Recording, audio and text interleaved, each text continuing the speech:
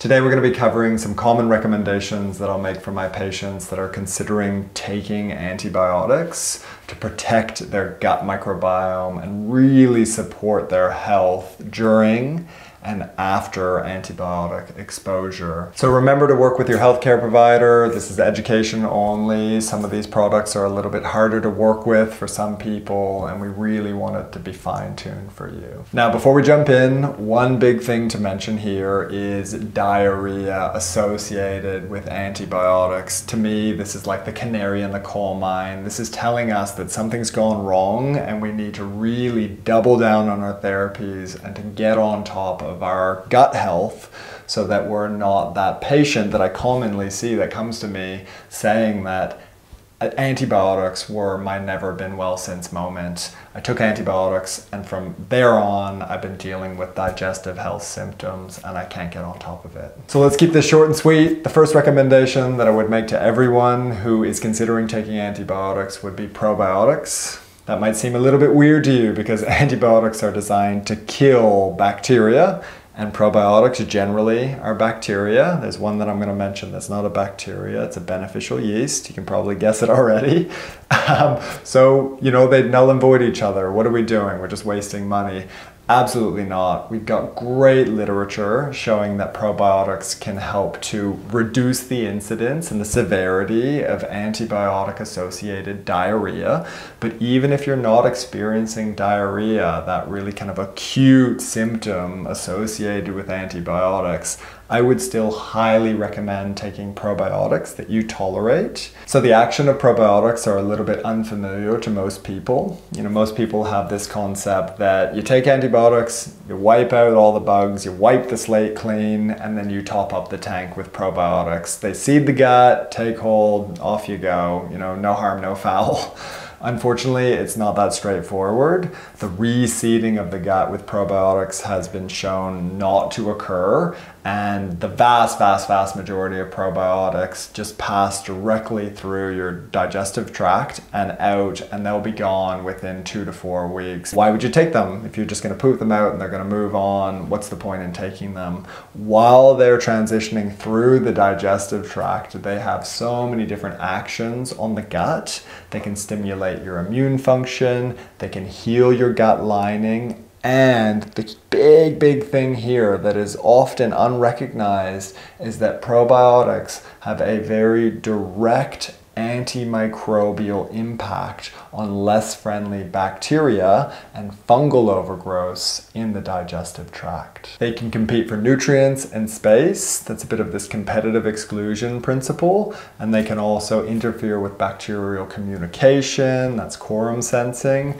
They can secrete antimicrobial compounds, and they can also stimulate the immune system, as I mentioned. It's not just about probiotics. I advocate for and recommend prebiotic supplementation for the vast majority of my patients with digestive health issues, definitely during antibiotic exposure, and most notably after antibiotic exposure, I'll be recommending prebiotics. I like to start with partially hydrolyzed guar gum, PHGG. Stay tuned, I've got a video coming on that soon. And I've got my favorite little brand right here. This is Araya here in Australia. They're much of a muchness. You know, all these different brands have PHGG in them. We've got another combo one right here by Biomedica.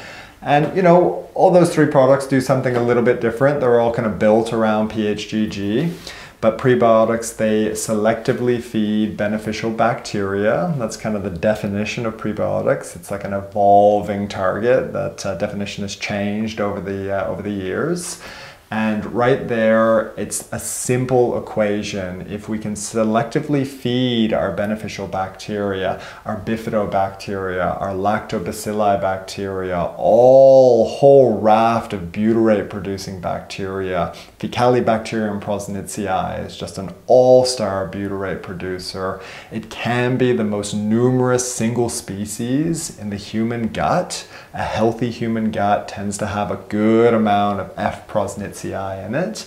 and really bringing these guys up off the ground to protect them during antibiotics and after antibiotics, so we can get them back online, is crucial, crucial, crucial. So getting these friendly bacteria up off the ground and supporting them with prebiotics can help support your immune function, it can help heal and seal your gut lining, and it can help reduce the less friendly bacteria just by shifting the ecosystem and the pH of the gut as well. I would start with probiotics and prebiotics. On the probiotic front, I would consider 3 different types. I would consider the Saccharomyces boulardii, the spore-based, and the lactobacilli species as an intervention. If you are concerned about your gut health or you already have digestive health symptoms, I would just double down and take all 3. I would combine that with a prebiotic. I like to start with partially hydrolyzed guar gum because it is extremely well tolerated. Not all prebiotics are well tolerated, and there's ways that you can kind of troubleshoot that if you're reacting to them. Starting with PHGG is, like I say, generally very well tolerated. So let's talk about butyrate. This is my 3rd recommendation. It is optional depending on your health status. If your digestion is compromised already, if you're not well, if you're already dealing with a condition, I will be a little bit firmer in my recommendation of butyrate supplementation with antibiotics. And the really big piece here is that butyrate is generally made by the bacteria that live in your large bowel, the butyrate producers, and it's a short chain fatty acid, right? And is the #1 fuel source for the cells that line the large bowel, the colonocytes. It keeps the pH nice and acidic, which is very healthy. A good, healthy large bowel is quite acidic, and the less friendly bacteria don't thrive in acidic environments. When you take antibiotics, you're knocking around all those beneficial bacteria, they're producing less butyrate, and then the consequence there is that the gut pH can become more alkaline, which is more favorable to less friendly pro-inflammatory bacteria. And another huge, huge piece here, it's a little bit technical, so stick with me.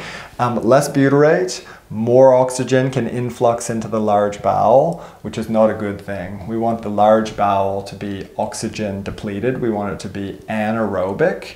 And as oxygen influxes into the large bowel, it will promote the growth of less friendly bacteria. So a little bit of a vicious cycle that you can get kind of trapped in. Lack of butyrate, more oxygen, higher pH of the gut, and less friendly bacteria bloom. So supplementing with butyrate's a little bit technical. Some of the cheaper products online don't actually make it to the large bowel. We have come a long way in our butyrate supplementation, and there's a few brands that I would recommend. I work with a product from Tesseract called Probiotics. I'll have the link in the description below for sourcing that one. And I find it very well tolerated.